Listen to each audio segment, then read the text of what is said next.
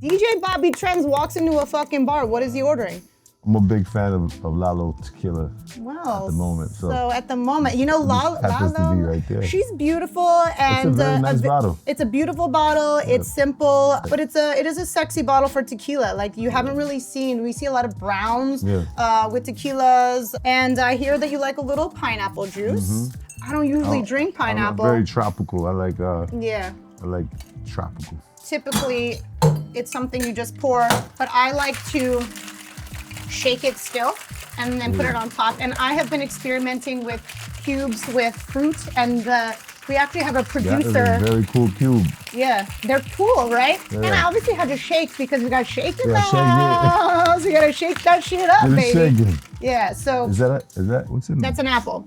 That looks so good. You made that really fast. Yo, I was a club bartender. How long is that supposed to fucking take? I mean, you're a DJ, you know what I mean? We want our drinks and we want them right fucking now. So like, cheers, DJ Bobby Trends. Thank you. Let's shake this shit up. Cheers to more cheers. Cheers. DJ Bobby Trends, welcome to Now We Sip Champagne. And matter of fact, now cheers. We sip Lalo and pineapple. Lalo and pineapple. Yeah, cheers. Mm-hmm. And there's an apple in my ice cube. There's an apple in your ice cube. This is my first time. It's my, I'm a apple and ice cube virgin. So this is like, okay, well, you're my first. Okay, so speaking of virgins and first, let me just tell you, you are the first DJ that I've had on the pod. It's really exciting for me. Obviously, really exciting for you too, but exciting for me because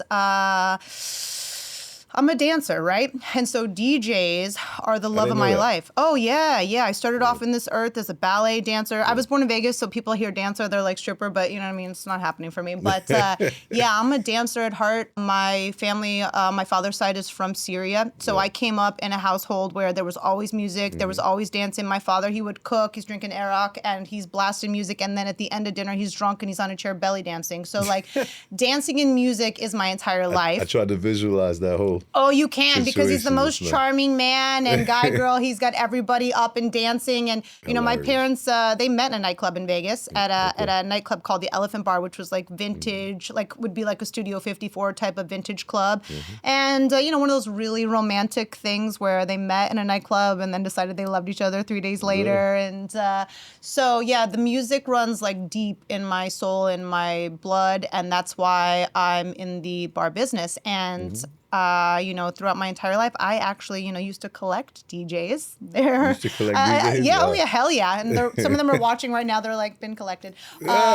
A dancer to a DJ is a model to a photographer, you know, is an eater to a chef, is a drinker to a bartender. Love it. Like, you don't exist without me and I don't exist without you, right? Like, I need music to fuel my body and to fuel my moves, and you need someone dancing to show you, like, what you're doing. And I think you know as a DJ that when you see that crowd and they are moving and dancing to what you're putting out, like... Right. And if you see, like, the regular, the one that's there every week, then you like there's a connection. Yeah. Whether you guys have spoken or not, there's a communication between the music and who's on that floor. So yeah, absolutely. So you really try to provide for that person and make sure that they keep moving for you. Like you said, there's that connection, and you're playing their sound. You're playing their symphony, and they're there to hear you. Absolutely. So, you know, it's exciting for me because obviously on this podcast, there's, you know, a lot of different people in hospitality. You've got bartenders, you've got servers, you've got real estate agents that help you find your new space that you're going to open up. But at the heart of it, you know, I could do a lot of things, and you know, we were just talking about doing many things, but always most important to do what you love. Absolutely. And the truth of it is, I love the nightlife. I love the nightlife because, yeah, you can go to a bar. There's lots of different bars. There's dive bars, there's sports bars, but the nightlife is where the music lives. The nightlife, when people are fucking having a banging fucking cocktail, you know, probably apples on their ice cubes, probably. And that fucking DJ plays your fucking hit, and you're just like, this is my fucking song. And like, in this life, you know, we're all racing through it. We're all racing to that same end point, right? You're going to fucking sit in a chair or lay in a bed and wait to die. So while you're alive, you know, and I say this all the time, we have to vibe until we die. Like, you got to move your fucking body. You have to move your body. You got to get out there. And so the DJ is, you know, keeping people alive. Yep. He's keeping people alive. I feel like it's when you said nightlife, and I remember like wanting to DJ because I love the music so much. And I wasn't happy where the music was at the moment, So then, Which moment? Where were you unhappy with the music? Tell me what. I just felt like I feel like, well, with hip hop music, I feel like when I first fell in love with hip hop music, it was more about the lyrics, and I was really into the lyrics, and then the lyrics kind of it wasn't as lyrical, I guess. So I started to love the beats more than I loved the lyrics. Yeah. Right. And I just had a moment just now because you said something that triggered me, that it's not that I don't love the music. I do love the music because it's part of the whole package. Yeah. You know, I guess you just, in everything, you may not like this, but you might like this better, you know? So yeah. like there's parts of nightlife that you love and that maybe you don't love, you know, or don't like. I don't want to say don't love, but I love all genres, and there's just certain things that I take from each genre. No, definitely. And, you know, it's funny that you say kind that. Of just thinking out loud. Yeah. You know, so just like coming think out loud, because know? like that's what we're doing. We're rapping right now. You know, this is the way that, you know, I also like operate. I know that, you know, a lot of podcasts, they do a lot of studying. They're going to prepare you. They're going to tell you. But I prefer like a more of an organic conversation of flow. Like we're getting to know. This is our get to know. Like, and, you know, we have a lot of exciting things coming up. So it's important that we kind of develop this relationship, and that's the way it goes. So because I'm the same way. So, you know, there are definitely people do listen to music differently. People will listen to a fucking song right away, and they can spit back the lyrics to you, and they know exactly what was just said, as opposed to me, I didn't hear anything that was said. I am only listening to the beat because I was a dancer, so I want to like where am I going to move here, and what's gonna, how's it gonna like, you know, go through my body. It has to make you feel a way. Yeah, it has to make me feel a way. Recently, this an artist that I met on social media like 10 years ago. His name is Flam, and he doesn't have like big successful music out, right? But I just really just enjoyed watching his music on social media. So I bumped into him in a club like 10 years later, which was like a couple months ago. Oh shit. And I'm just like, Flam. He's just like Bobby. Wow. And I'm just like, hey, what's up? And I'm like, I've been waiting to meet you. It's been 10 years. This is crazy. He sent me like new music, and I actually was in the car, and he just had this song on that made me emotional, but not like crying. It was just kind of just like I got chills. Yeah, it made you feel something. And I haven't felt that.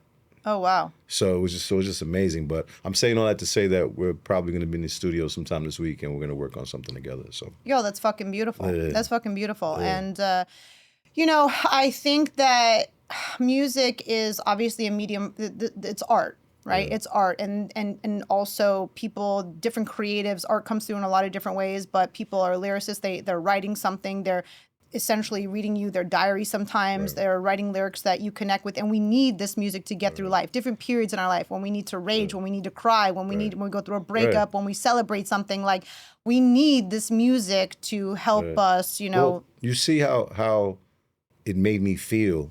That's what I was trying to say earlier was that how I love nightlife. It's more about how I put music together, how I make the people feel that are on the dance floor. That's really like my biggest love, I guess, or maybe, but it's one of my loves. I just know that how I put things together affects people, and I enjoy seeing the end product of that. So 1,000%. You know, when people come up to me in the street, they might say to me, oh, I went to a party that you did 10 years ago and you did this. And when they tell me what I did, I'm just like, wow, I did my job. Because they remember like that moment. And, you know, I gave them a moment that they talk about still years later. So it's pretty cool, you know. No, this is why, you know, the DJ is synonymous with hospitality, right? So I always say, you know, talking about hospitality, it's about inviting guests into our home. We need to be hospitable. We are creating this experience because we all know you can fucking drink at home. You can listen to music at home. You can do everything at home, especially after the pandemic. No one ever needs to go out. So if they're gonna go out, you do need to provide them with an experience. And especially in this, you know, today's age where we're so just like, it's always like, go, go, go, go, go. I gotta do this, gotta fucking handle this. And you're on your phone and blah, blah, blah.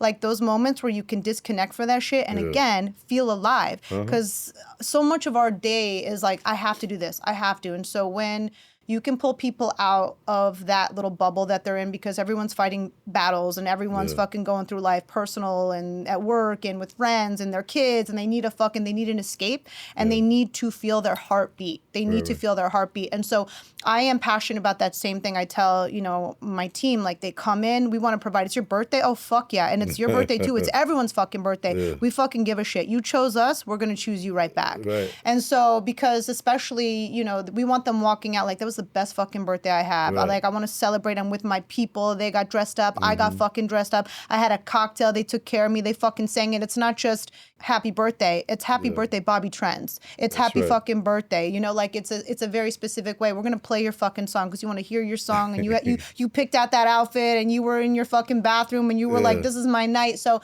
we are the director. You're the director. But guess what? So we're talking about the people and how they enjoy stuff too. Yeah. But we have our own moments also within our, So I know you've had a moment that you never forgot about where you just had a blast in your own place. Yeah. Right? Oh, yeah. What was that? Yeah. I'll tell you, the most fun moments that we have is usually at the anniversary parties. Uh-huh. The anniversary parties, we throw them once a year. So currently, for my staff and everyone, they know I run a dry company. No drinking, no fucking around while we're working. But on the anniversary party, everyone gets a drink, including mom. And so we fucking turn up, and I make sure that the DJ that I hire that night is a Courtney DJ. Knows my fucking jams. Knows I want to go from Johnny Cash to fucking Drake to fucking Biggie to fucking Sinatra, and then sprinkle in some Tay along the way. They know I'm going to want to listen to everything because, like you said, I am a fan of all genres. There's not a single genre that I can't fucking move to or I haven't moved to or can't connect with, and there's a time and place, when I want to fucking have gin, I want to fucking jazz, when I want a cigar, I want to listen to Frank. When I fucking need to fucking stay up all fucking night, I'm listening to fucking Eminem or like Jay-Z's 444 album. I listen to that fucking album on repeat to help me build out UES. You have that on you? Yeah. So this was his lyric, y'all think small, I think Biggie. Because Biggie was my guy. It was Biggie and Snoop. I was born in Vegas. So, Snoop was my guy. And speaking of which, obviously Long Beach, but Inglewood. I know that's where you're from. So, Snoop was it. And then Biggie. But I always, that lyric hits me so hard because I always encourage people to think bigger, to dream bigger, and sometimes you just have to plant that seed in their head and they're oh shit, I can fucking do that. And I always say one other person did it. Why can't you? What makes that? It's the same fucking bones. It's the same fucking blood. I have a way to say it. Tell me. I want everybody to remember this. What man has done, the man can do. Right? Okay. Yeah. Fuck yeah. Because we're all made of the same flesh and blood. We're all made of the same shit. And we don't have superpowers, right? Yeah. Except for Jay-Z and Oprah Winfrey, people like that. They genetic cocktails. We know that sometimes they're coming out a little different. We know that everyone's been served. But that's kind of my thing. What man has done, man can do. Yeah. And it's just why can't we all have the same 24/7?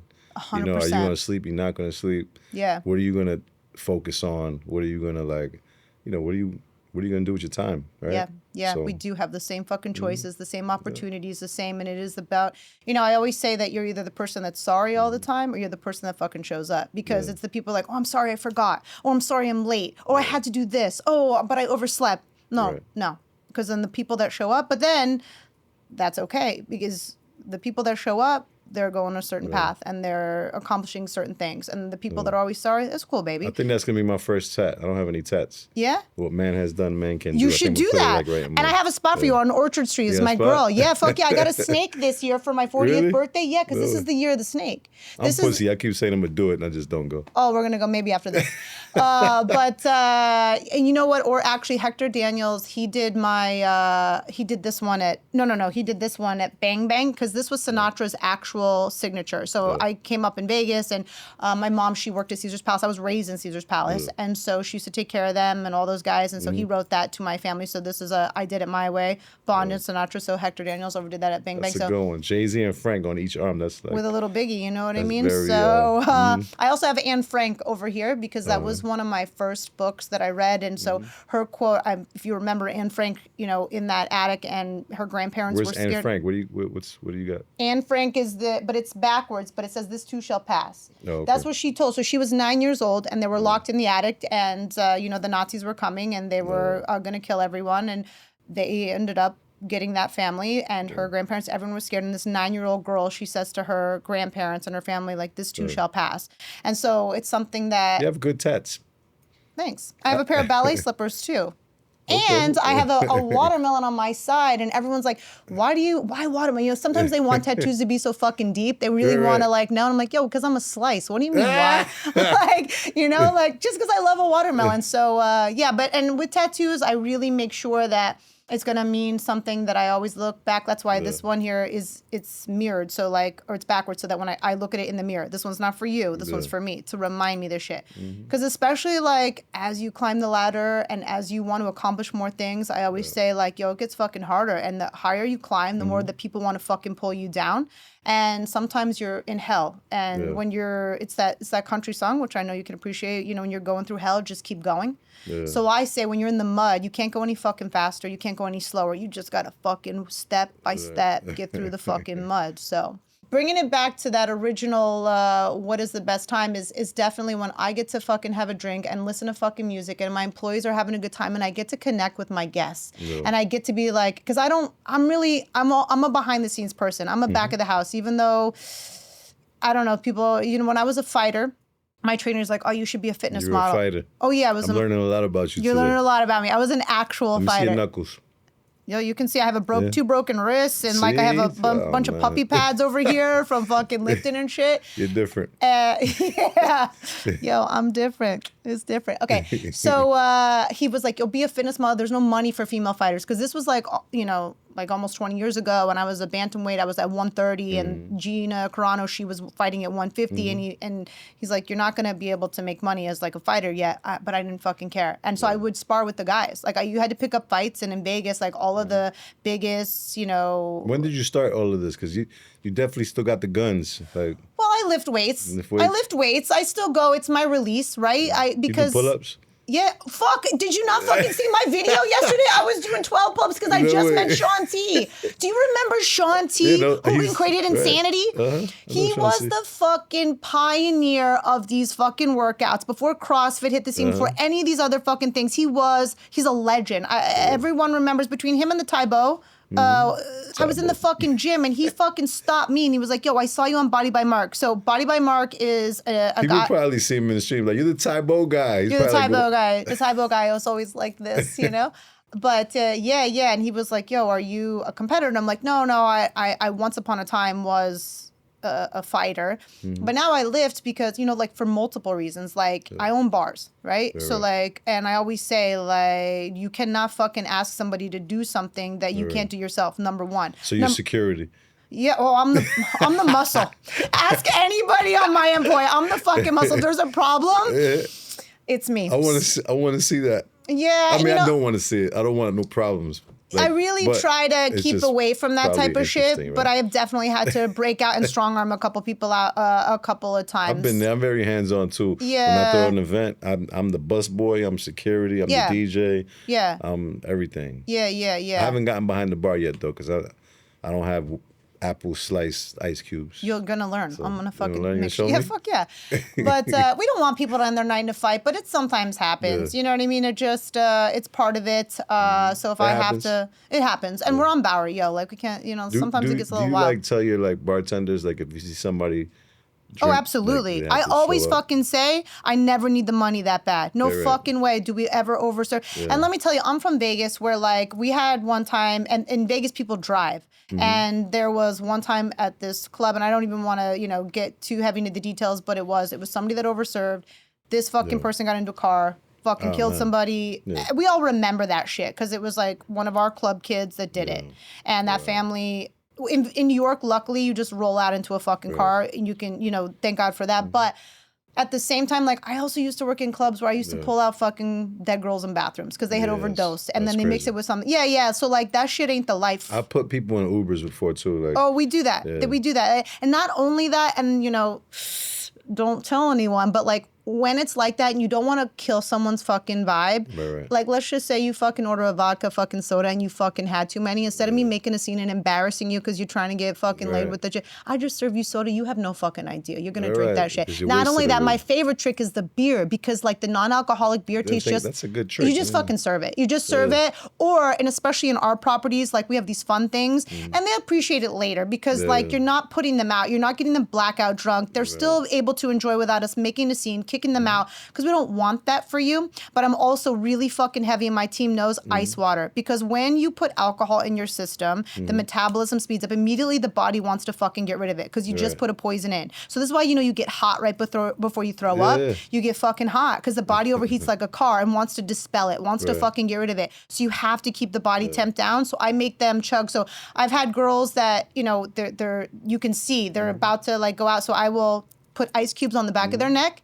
I will make them, because they don't want the water. They're like, no. But I'm like, you have to drink it. And I was like, I'll get you another drink, but you have to down this. So they will down the ice water. I'll get the ice cubes on their neck, give them a cookie to like help get their blood sugar where it needs to be. And they'll wake back up. So there's a science behind There's a science behind it. And like I said, nobody wants somebody that's too fucking drunk. You pass out in my bathrooms, you're throwing up, you threw up on yourself. Now we got bleach out. The fucking so nobody ever needs to serve anybody like that. We try to balance it either with food or slowing it down or whatever, because at the end of it, nobody wants that blackout drunk shit. It's not good for anybody. I can't remember the last time I threw up because of liquor. But somebody did. I feel like somebody put something in one of my drinks. You know, I can remember the Probably last time. less than a year ago. Oh, really? Yeah. Who? Where? Where were you at? I was at a club in Queens. Well, let me drink this while I hear about what was put in your drink. But go ahead, tell me. I was at a club in Queens, and I definitely was drinking, but I know I didn't drink that much for me to act out of character. Yeah. And I was acting out of character. Yeah. So I just remember like seeing people, and I was like on the microphone like talking crazy. I didn't know until I saw the video the next day. And everybody was like, "Yo, what happened to you yesterday?" And I was like, "I don't know." Oh yeah. And I went to the club and apologized to the owners. That's how bad the videos were. I was just like, what did I do? That's definitely not me. I was super out of character. So then like about 2 weeks later, a friend of mine that's with me all the time, we left a club and we're driving and he's in the car crying. And he's just like, cursing everybody out that's not there in the car. So I'm just like, what's going on with you? Yeah. And then the next day he said to me, what happened last night? Yeah. So I'm just like, I don't know. I'm like, that was very strange. So then I put two and two together. There was a person that was out both nights that was actually with us, and he doesn't come out a lot. Mm-hmm. And I started asking questions, and I found out that he's like the type of person that does that, and I had no clue. Mm-hmm. And he hasn't been out with us like in probably like 10 years because he's a little bit of a troublemaker. You figure it out, right? You find out. Yep. So I found out that he the next time I saw him, I said, "Hey man," I said, "What's in your bottle?" Yeah. And then he like shook this bag.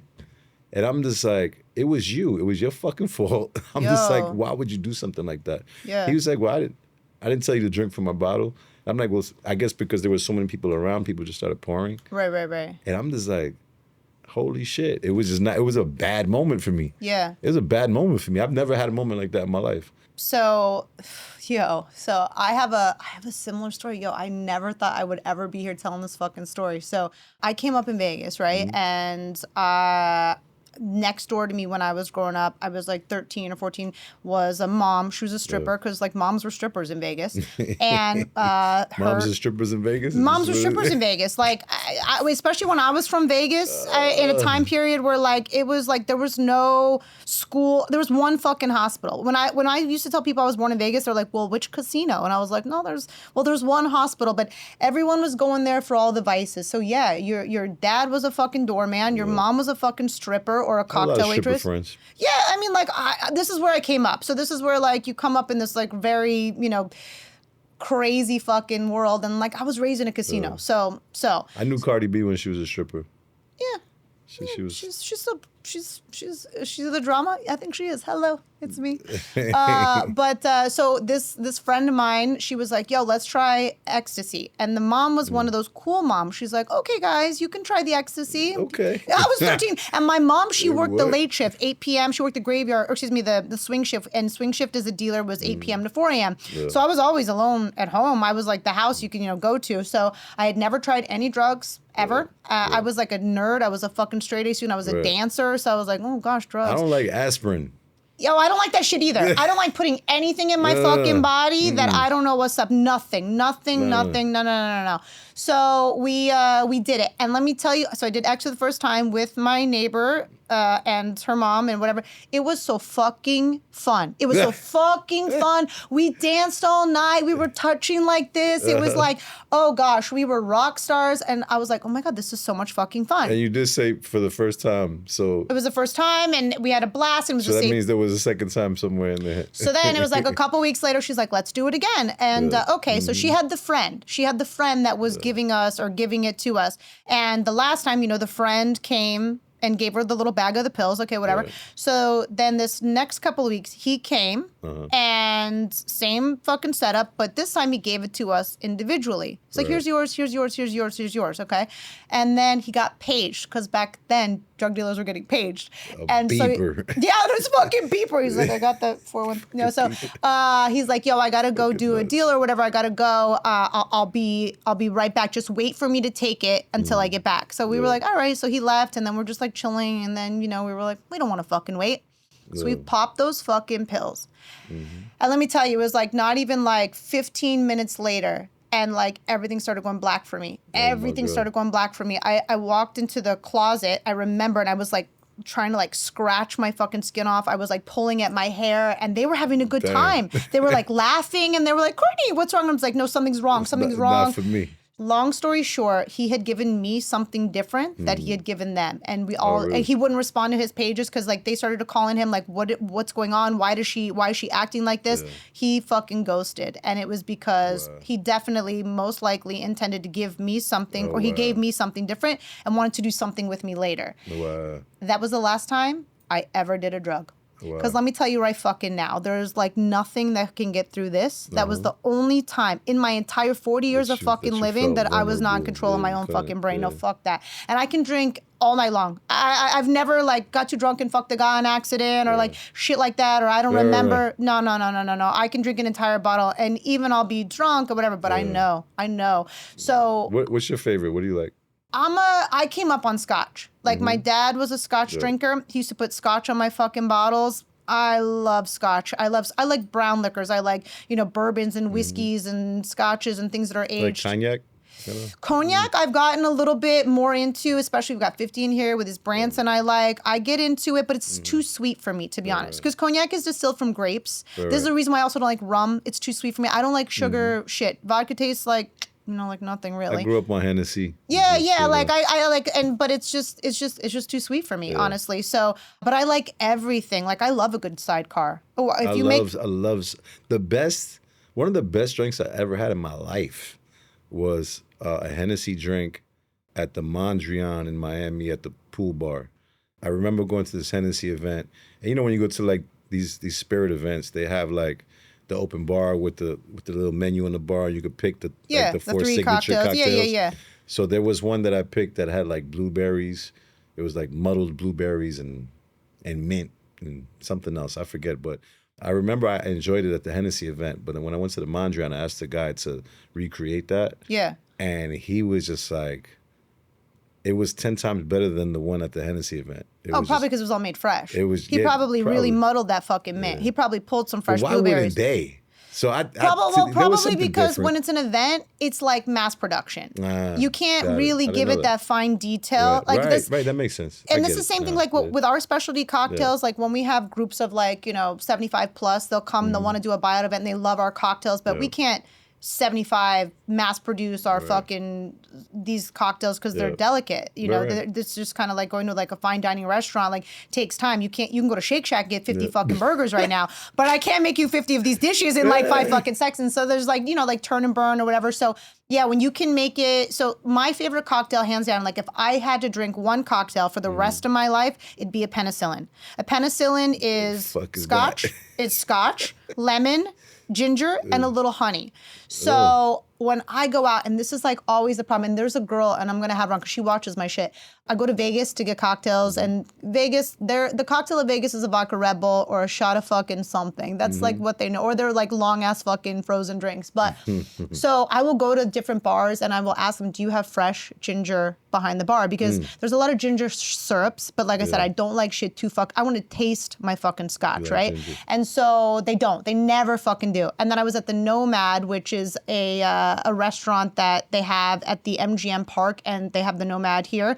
And this bartender behind the bar, she was so fucking good. She didn't have fresh ginger, but she had fresh ginger juice, like pressed ginger juice, and she was the only one that came through, made the best fucking penicillin that I ever had in Vegas. But I asked for things like that, so that you can see the difference of something that's like straight fresh, that they really know. I guess that's what it really was, because it was just.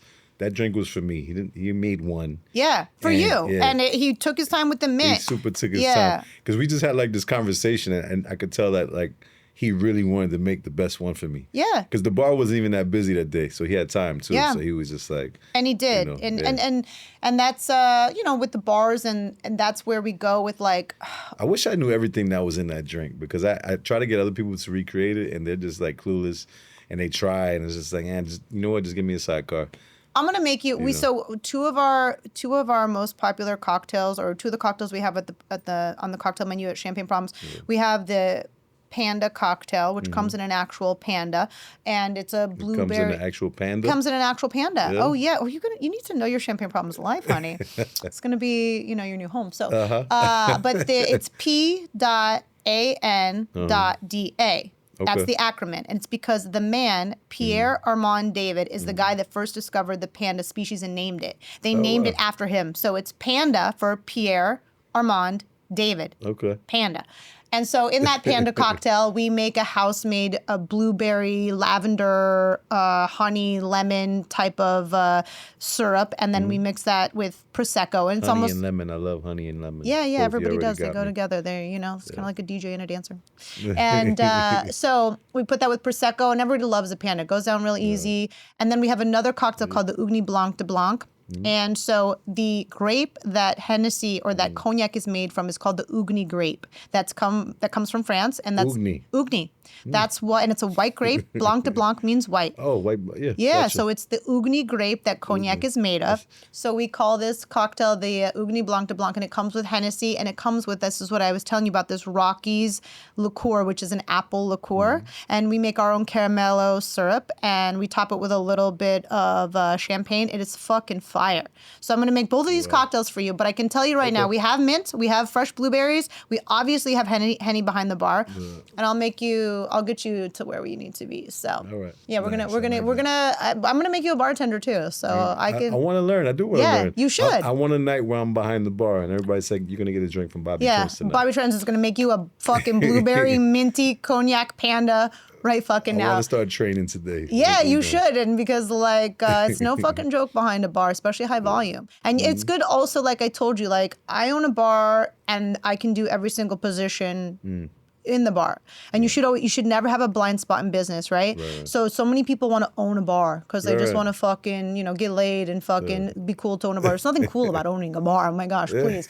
But they don't know shit. I was a consultant for years, and like people would hire me to help open bars, and the guys that wanted to open the bar was always like a bunch of dudes with some money that wanted, the DJ had a point, the chef had a point, everyone had a fucking point. They knew shit about shit. They didn't know how to bartend. They didn't know anything about it. I was like, how can you speak this language to your staff if you don't really know? So I feel like, so you've done all of that different aspects of. I started in this industry when I was 13. So like I said, my parents, I obviously would never have picked any different parents, but especially and that's, you know, a story for a different day. My father is a famous. There was a deep breath in there. Yeah. But actually, it's kind of squeaked out a little bit already, and it's something that I need to, you know, sometimes be a little careful with. But my upbringing, it's a unique one. But I was emancipated when I was a kid. Basically, just I was on my own. I lied about my age when I was 13 and got a job as a dishwasher at this restaurant. Yeah, at this restaurant called Panini. It was a 18-seat restaurant, Italian restaurant. And the chef there, he taught me, and he knew I was lying about my age. I was like, yeah, I'm 16. And he taught me how to fucking wash dishes, how to serve, how to fucking bartend, how to cook, like everything under the table. And then he would barbecue for us every Sunday. Wow. And so like this was my first introduction to like a real family because I was on my own. Yeah. So like these people were my family, and you learn so much. I remember the first time I dropped a tray of iced teas on a woman, I was like, oh, I'm gonna die today. Today is the last day of my life. I've lived a good one, and so yeah, here I go. So I was a dishwasher, and then I was a fucking food runner, and then I was an expediter, and then I was an assistant kitchen manager, and then I was a kitchen manager, and then I was a bar back, and then I was a bartender, and then I was built for this. I was built for it. So, and doing other things along the way, but I tell people that all the time, like if you know how to do the bottom work, you know, all the way to the top, then you can own something and show everybody what they like. You know what to tell people what to do, like. If you don't know it all, how do you run? How can you tell them? And this goes back to like why I go to the gym. Like how can I fucking tell you to carry these cases down the stairs if I can't?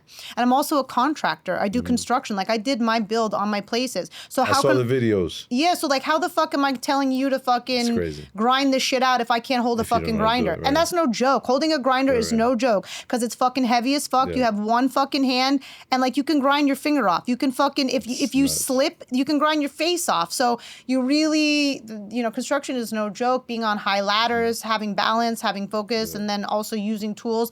Oh my God, there are definitely times where you hold your fucking breath and you're like, yo, I hope this fucking nail fucking or screw fucking makes it in because like my shoulder's gonna fall off holding the drill. Especially with all my ceilings. I always do these crazy ass fucking ceilings and like my arms wanna fucking fall off or I've got shit in my eyes, but I'm on this tall ladder. So one wrong move and I'm fucking dead. You know what I mean? So yeah, there's I like that. Like it's funny because I've had people like reach out to me and ask me to become partners in different venues. Yeah. And it's always like interesting and kind of like I get happy that they call. I'm just like, oh, they want me to come in and be a partner. But I just know I don't know all of it. Yeah. You know, so it's just like I don't want to jump into something and I don't know all of it. I feel like I know a lot of it because I've been around, but I didn't put that certain grind in to understand. Like I don't know how to make drinks and I don't know how to like, you know, I'm sure there's a lot more like POS systems and all of that. Like it's just, you know, I've been a promoter, you know, so I've learned a lot being a promoter.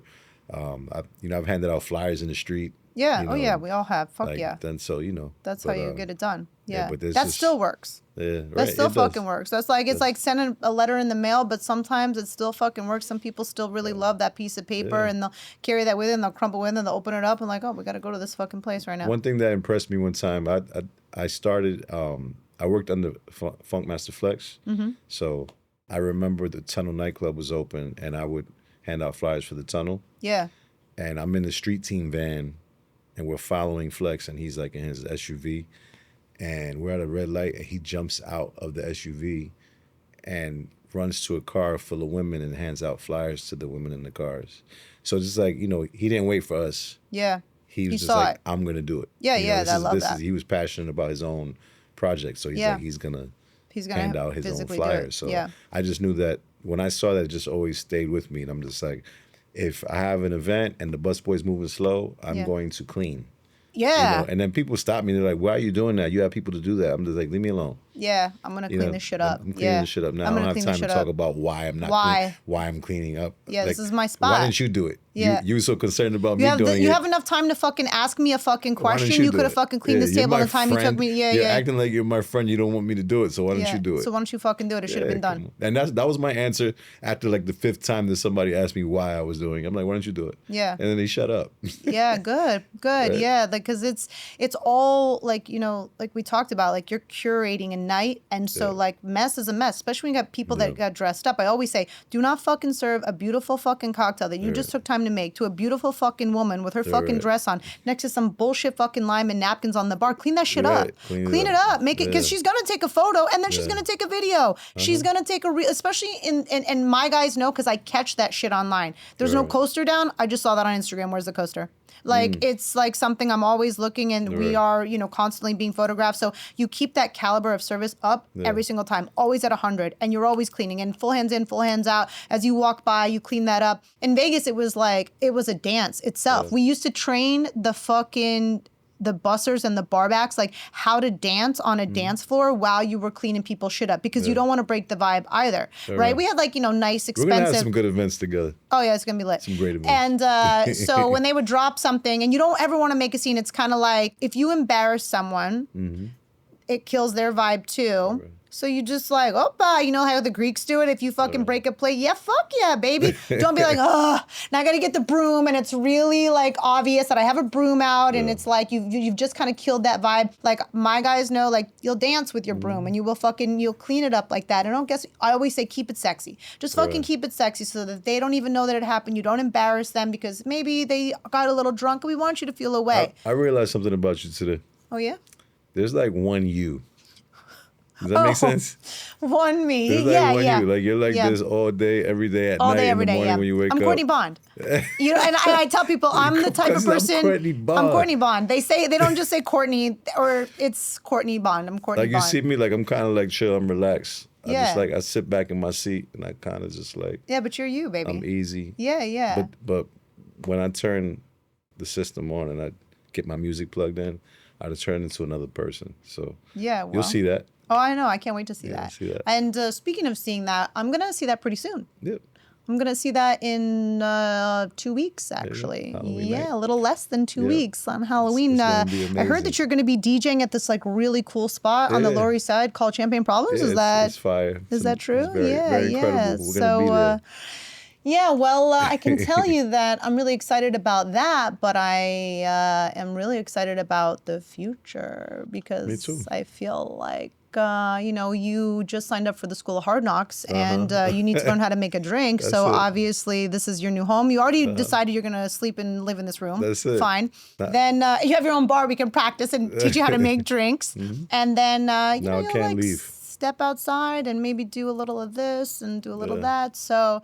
yeah, I'm excited about what's next because let me just tell you why I opened Champagne Problems. So, we all went through I opened UES, my first place, 2017, ice cream shop, speakeasy. UES. Yeah, it stands for Upper East Side. Okay. I used to be an Upper East Sider. I lived on 89th Street for, over 15 years. I love my hood. And back in 2017, there was no ice cream, there was no cocktails. And you find a neighborhood and you give them what they need. They needed these things. And UES is she's a cult classic. She's going to be 8 years old in November. People travel from all over the world. It's not only one of the top speakeasies in New York, but it's one of the top speakeasies in the world. And so people put us on their New York list when they come. At the same time, the locals know that's where they go for the holidays. That's where they watch movies on Sundays. It made a lot of noise. Yeah. So then, I had my other little club, not a speakeasy, that I opened on 84th, and that was supposed to open in 2020. And then we know what happened, and that was delayed.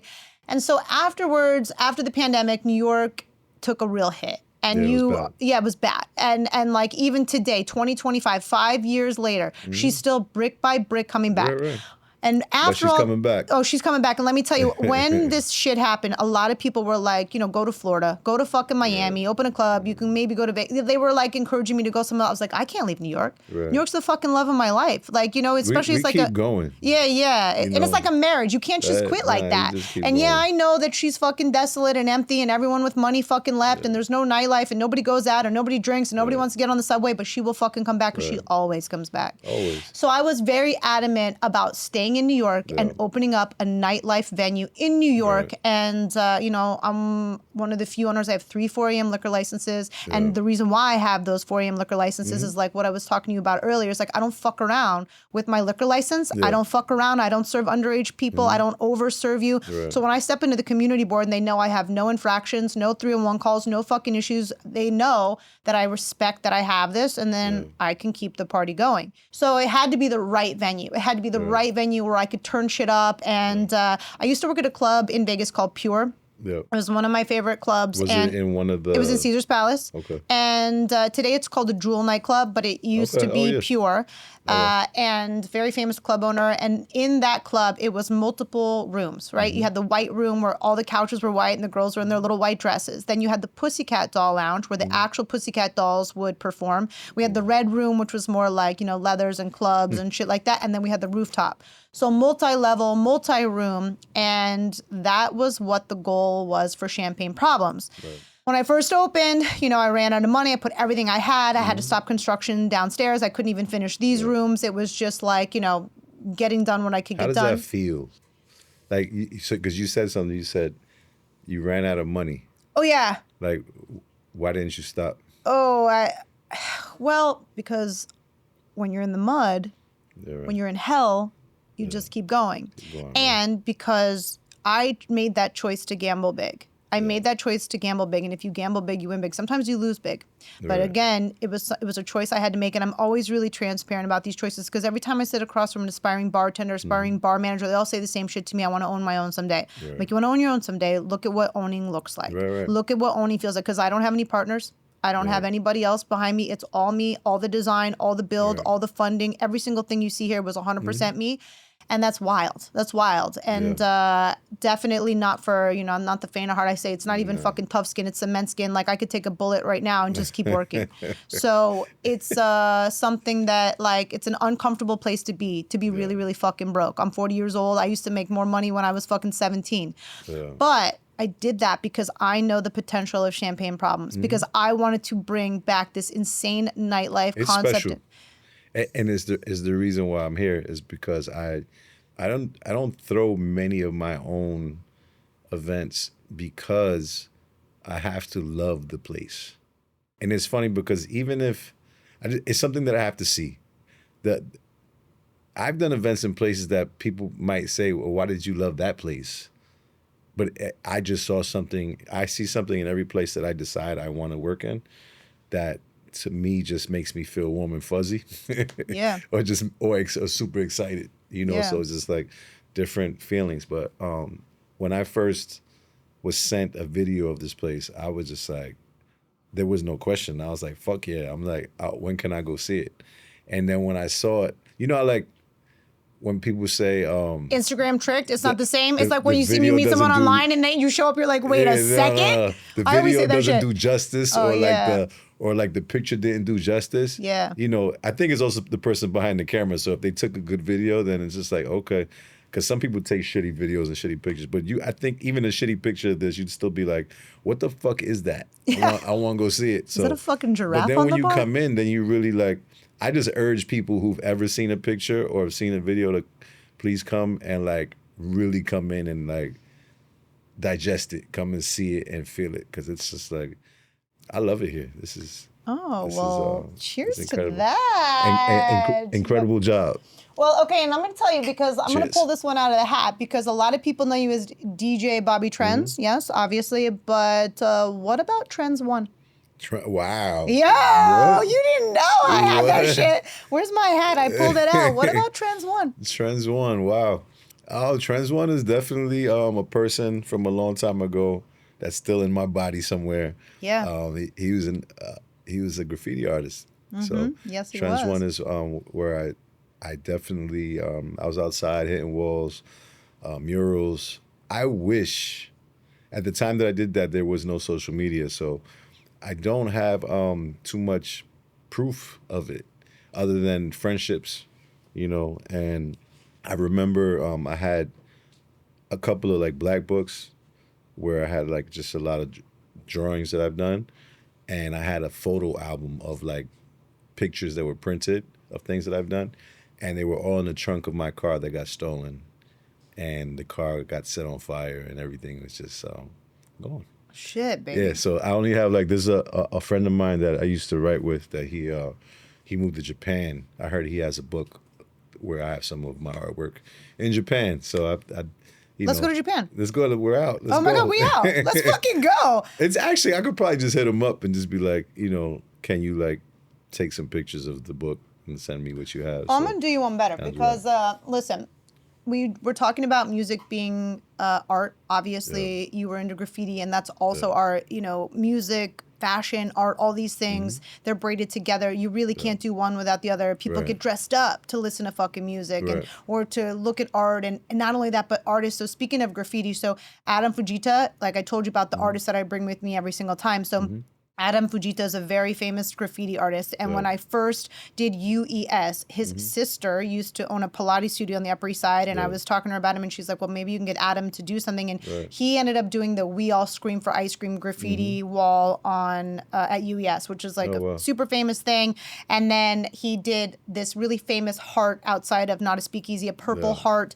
And he's famous for his drips. And so he did Not a Speakeasy. And so he did the graffiti gate here. He did all the bubbles. So like I told you, every single time I bring it up. But when Adam works, he fucking blasts his music. And I've heard him play everything, different things, you know? So artists need music to fucking procure their art. Sean is another guy that I had him paint the wave wall. He was blasting his music. So it all comes together. We all need all of that. And the artistic people, the people where that shit like just like lives in them, you can see like I love loud art, you know, and it's different ways and different people. But so now you understand why I love this place so much. Yes, I do. Yes, I do. When I found that out about you, I was like, this is exactly why. Like I told you, like attracts like. You're an artist. That's what you are. You're not just a DJ. You're a fucking artist, and you love art and you love beautiful things. And you know, Martha Stewart, she's my dude, man. Like, but she says, make it beautiful. Always make it beautiful. And a lot of times, you know, I go to bars and people want to own bars, and they're cool and they're owned by a bunch of dudes, and not that dudes can't, but they can't make it for the babes. They don't fucking know how to make it beautiful. I design for the babes because I'm a babe. And so I know that you want to look beautiful in this corner. You want to take this photo. Like women are coming through, and men, they're coming through here and taking fly fucking photos with their fly fucking outfits. And like they want to have that background. And so, you know, it's not just a bar. This is an art gallery. This is my design child. Absolutely. This is And so I'm going to tell you, I have a fucking hallway to the sea, and I have a blank fucking wall. There's some bubbles on there, but I have a blank fucking wall, and you're going to put some graffiti on it. I would love to. Oh, you're going to put some graffiti on it. And we're going to do the whole thing, and you're going to have this blank slate, and you're going to make that your wall. You'll make that your wall. You'll sign it Trends 1. Because like we got to bring that shit back. Yeah, fuck yeah. Because and I also read that you were not so 100% on the name Once Upon a Time. Oh no, I hated it. Yeah, but I'm gonna tell you right now. You know, sometimes you just don't know, and you hear this shit like shit happens for a reason, or sometimes it just comes back around. But like, trends is trending, and that is a fucking word. That is a today word. And so for you to be trendy, you're trendy, and you know you're what it was? trending. It was just like I had a bunch of friends that did graffiti art, and I remember the first time I even like drew anything. I was probably like, drew anything that was graffiti style. I was probably like 10 years old, and there was a girl that I liked in my class, and I wrote her name in like bubble letters. Oh yeah, that's how you did it. You folded it up right on the lined paper.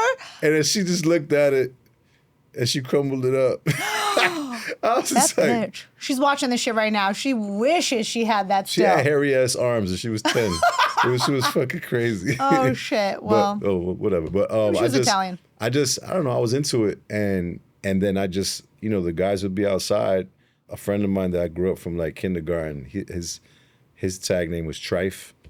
I always knew how to draw. Sorry, I would always draw, and I just, you know, I would just like doodle with pencils, and I just knew how to do like nice things, and we got into it, and I was just like, I didn't know what to call myself. I'm just like, how do you come up with a name? I was very much into like dressing and like looking good, kind of. So like people were like, oh, you like a trendy kind of guy? Why don't you call yourself Trends? I'm just like, I'm like, sure, whatever. But it was really about like mastering your hand style.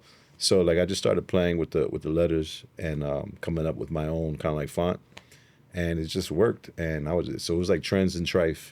Whenever you saw Trends, you saw Trife, and it just sounded the good. TNT Dynamite, right? Right. So we did that, and if people didn't call me Trends in my neighborhood, they called me Little Bobby because there was a big Bobby, and so it was just like Bobby and then Trends, and then it kind of just came together, and so I'm here. Yeah, I wasn't even Bobby Trends when I got into the industry. I was still Roberto. Roberto! Oh, shit. I was Roberto. I love that. Yeah. And because I also played house music when I first started. and like house DJs just use their like name, right? Like, Yeah, you yeah, see, like, yeah. you know, like, And usually house DJs are from like different countries. right. So if like, you look at my old like vinyl, you would see like my name in marker. It just says DJ Roberto Morales. So it's just like you see that, and if you see my old vinyl, you just gotta dig it up. But how did you get into house music? I grew up in Newark, New Jersey, and it was just like a very like house like vibe like in that area. It was just house music. It was hip hop music. It was I grew up around so much music. It was house music, it was hip hop. It was dance hall. It was Spanish music because of my household, and it's just heavy metal also because I just had people in my neighborhood that listened to it, and I just loved all of it. You know, so I was just so into all of it. Newark, New Jersey. Yeah, Yo, I learned something new every fucking. I mean, for me to say I came up with everything from Vegas. That's the only like. There's only a couple of things you could Google about me, and that's one thing that you could probably Google.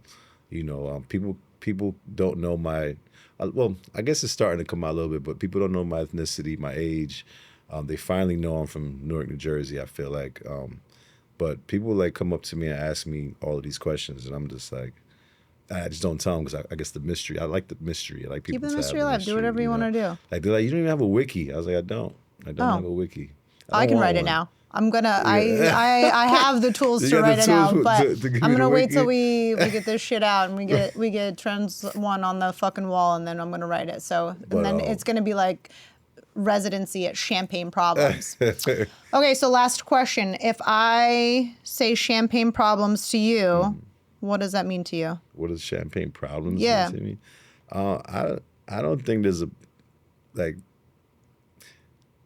It has a different meaning for me now, because I've definitely indulged in champagne, you know, in my life. There's a video of me spraying champagne at one of my birthday parties. It was fun. Well, because that. You'll find that. Because so when I ask people like, do you know what the term Champagne Problems means? And a lot of people, their first response to me is, it's a Taylor Swift song.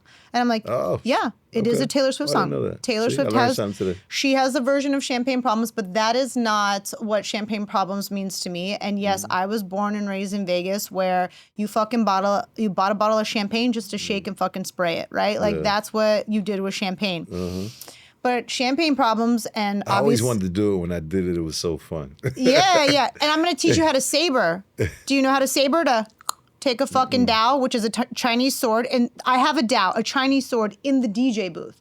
And I will teach you how to fucking saber off the top of a champagne bottle. Yeah, you see it where they take a fucking knife and then it pops off? I'm going to teach you later, don't worry. I want to learn But first we got to go to Japan, then we got to graffiti. I'm going to teach you how to fucking saber. I told you, School of Hard Knocks. I'm going to teach you everything. I'm going to give you another one that you don't know because you said saber. Yeah. I used to fence, and I fenced saber because there's saber, foil, and epee. I was a saberist. So we need to, I want to learn that today, yeah. Excuse me. Yeah, I was a saberist. Wow. Trends the saberist. Excuse me. I was actually a national champion, and I went to Junior Olympics, and well, see, so we both learned. I was a dancer and a fighter. You were a saberist and a graffiti artist. We are brick by brick, and we're building that relationship. So, and you know, when two artists get together, it's really fucking special. That dancer and the DJ, that fucking boxer and that saberist. And wow, that fucking, look at that. We have a lot in common. Yeah. And also, a lot of people don't know anything about me. As a matter of fact, most people don't know that I own Champagne Problems, that I built Champagne Problems, that I designed Champagne Problems, or really any of the venues. And I'm stepping outside because, like I told you, I'm more of a back of the house person. I like to be behind the scenes. I like to be the creative. I like to be the director. I like to put the players in place. I want the beautiful actress and the beautiful actor, and I want them to go out and do all the PR and all this. I just want to fucking create, and I just want to be the vision, and then you don't even need to know who I am. I just want to drink my fucking scotch and have my cigar in the back. I want to hear that Taylor Swift song.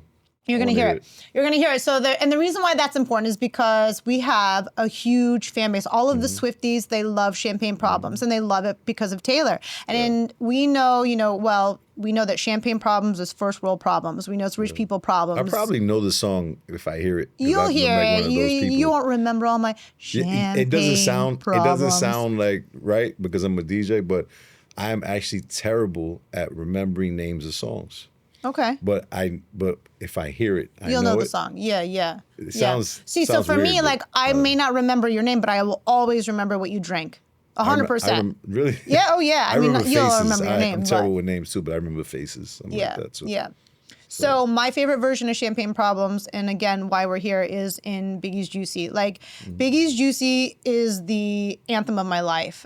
Obviously in a different way, but anytime you come from nothing and you turn into something, anytime That's you've been a through, a beautiful fighter thing. knows a fighter speaks that fucking same language, and he talks about Christmas missed us, and now we sip champagne when we thirsty. We thirsty. Yeah, fuck yeah. He talks about, obviously being in Champagne Brooklyn. is like, it's like success. That's what it is. It's the symbol of success. And that's why after, a champagne problem is a sham problem. It's a fake problem. It's like, my yacht's out of fucking gas. In Taylor's version, it's about a rich couple. He comes with Dom Perignon, he brought it. He fucking proposes to her. She says no. What a shame. She's fucked in the head. So her biggest problem is saying no to some rich guy that wants to fucking propose to her. Like, this is not a real problem. Real problems are you can't fucking pay your rent. Your kids are fucking starving. You're out on the fucking street. Like, you can't make ends meet. But once you get to a certain level. Who started that? Like, when people celebrate, they pop champagne, right? You celebrate the New Year, champagne is the thing. Like, when the NBA, probably the French, because it's their bottle, it's their baby. Most likely, this is probably when basketball teams win the championship. Yeah. It's because of that. Champagne. It's because that fucking pop, baby. And There's you might nothing not more drink special. champagne. That might not be your choice to drink any other time, other than when there's a success. Let me tell you about that, because I always say that champagne is the one thing that can bring everyone together, because I just told you I'm a scotch drinker, you're Makes a tequila sense, drinker, but everyone can raise a fucking glass of champagne. Absolutely. And it is this symbol of fun. It is this symbol of celebration. It is this symbol of unity. And that's also why I love champagne. And yes, just for a glass. You don't have to drink it all fucking night, but raising a glass, I want to know that. No, I have to find out who started that. We're going to find out. Yeah, We're going to fucking find out right? about maybe the very first time champagne became the symbol of celebration. Yeah. But I do feel like, listen, in the bar industry, in the liquor industry, we all know people drink to have a good time. This was always something, during the Great Gatsby, you were fucking pouring champagne into coupe glasses and you were drinking crazy, with bathtub gin and shit. So like, alcohol has always been synonymous with celebration and having a good time, obviously. But it became this thing in the clubs, in fucking games and shit. You want to shake, you want to spray, and you just want to explode. You just want, like your body is feeling a certain way, and then you just get that champagne going. So that being said, we're going to do big fucking things at Champagne Problems. You and me. I'm excited. Yeah, I'm excited too. I'm excited to see Champagne Problems come to the life in the way that I always envisioned it.